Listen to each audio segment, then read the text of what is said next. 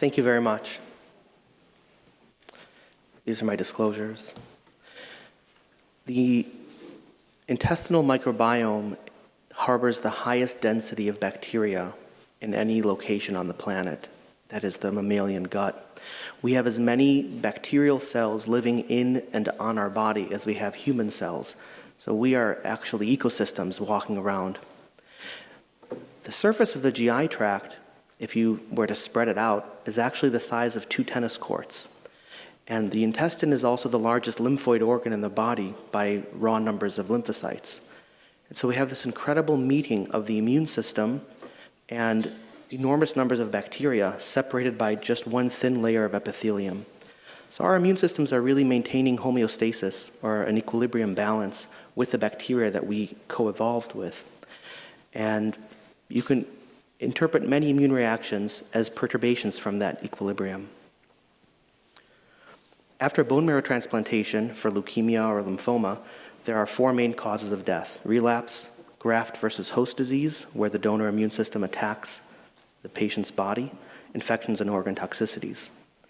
Each of these outcomes have been associated with the composition of the gut microbiota. Here's a phylogenetic tree of different gut bacteria that we have found in allotransplant patients, and those that are associated with good outcomes are color-coded in blue, and those associated with negative outcomes are color-coded in red. We've found associations in the past with overall survival, with GVHD, with infections, with organ toxicity, and even with relapse. Now, this represents 10 years of work approximately in both mouse models and human studies. Today, I'd like to tell you about a different time of measuring or characterizing the contents of the gut microbiota, which is just before the transplant. Most of this work that I'm showing you here in the last 10 years was done studying the microbiota in the few weeks after the transplantation. This project was done in close collaboration with colleagues at Duke University in North Carolina, Hokkaido in Japan, and Regensburg in Germany, and Memorial Sloan Kettering, our institution in New York.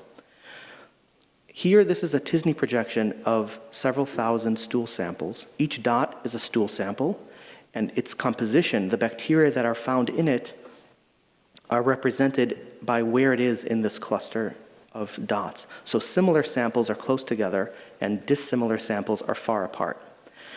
These are pre-transplant samples collected from patients at these 4 centers, and they're color-coded by which institution they came from.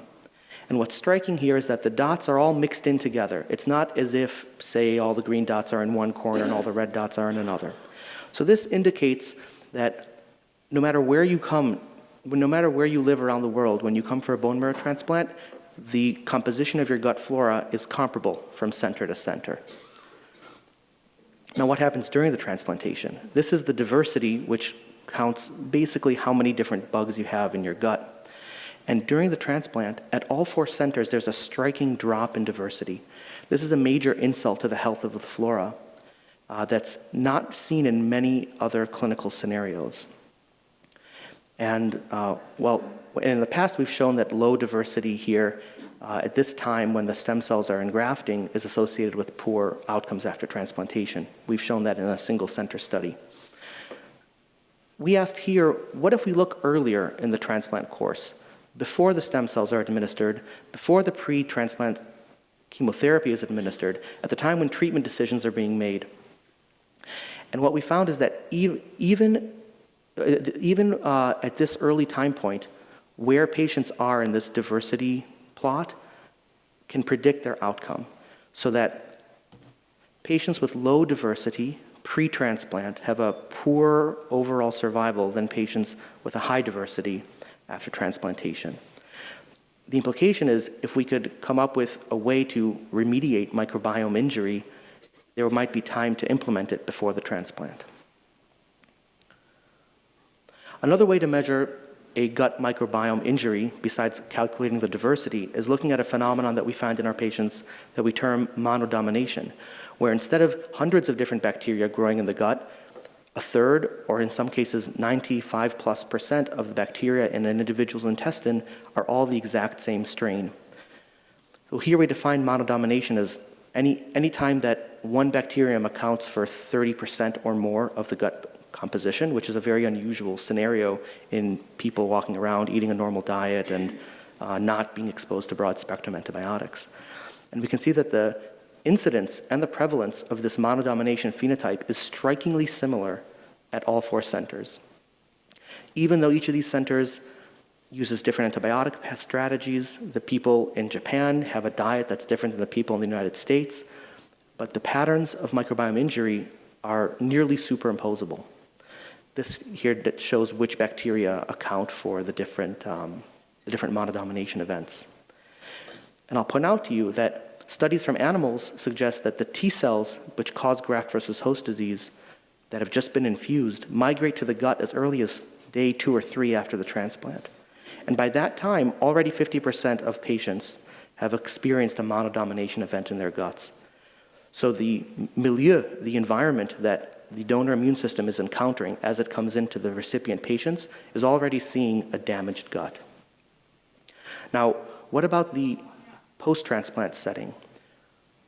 Here we find that also, as in the pre-transplant setting, after the patient has recovered from the first phase of the bone marrow transplant and the donor cells have set up shop and started making their own new white blood cells, we call this the peri-neutrophil engraftment period.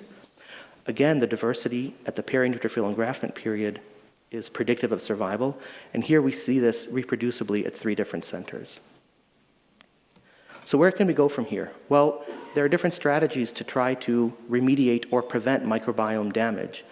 One strategy might be a probiotic, and that could be something that's available on the shelf, or perhaps a rationally designed probiotic where we make something with just the right strains that we figure out are the right ones. You could try a prebiotic approach where you might give a patient a food that promotes the growth of a healthful bacteria, of a good bacterium. Or perhaps you could use a postbiotic approach where if we can discern which metabolite the bacteria produce that are giving a salient effect, a salutary effect, perhaps we could just give that metabolite, which may be an attractive strategy in an immunocompromised patient. And finally, we can think about different antibiotic strategies to use or not use different types of antibiotics at different times in a rational way. So the bottom line is these are different strategies that are in development. This is where many fields are going, and we're trying to take bone marrow transplantation in this direction as well. And the abstract that we're presenting in this conference indicates that you could try to deploy these strategies either after neutrophil engraftment or before the transplant in a clinical trial. So again, in conclusion, microbiota injury, including loss of diversity and enterococcal domination, occur across geography. The association of diversity with overall survival is reproducible over time and across geography. And microbiota diversity is predictive of overall survival when sampled either pre-haematopoietic cell transplant or at the time of neutrophil engraftment.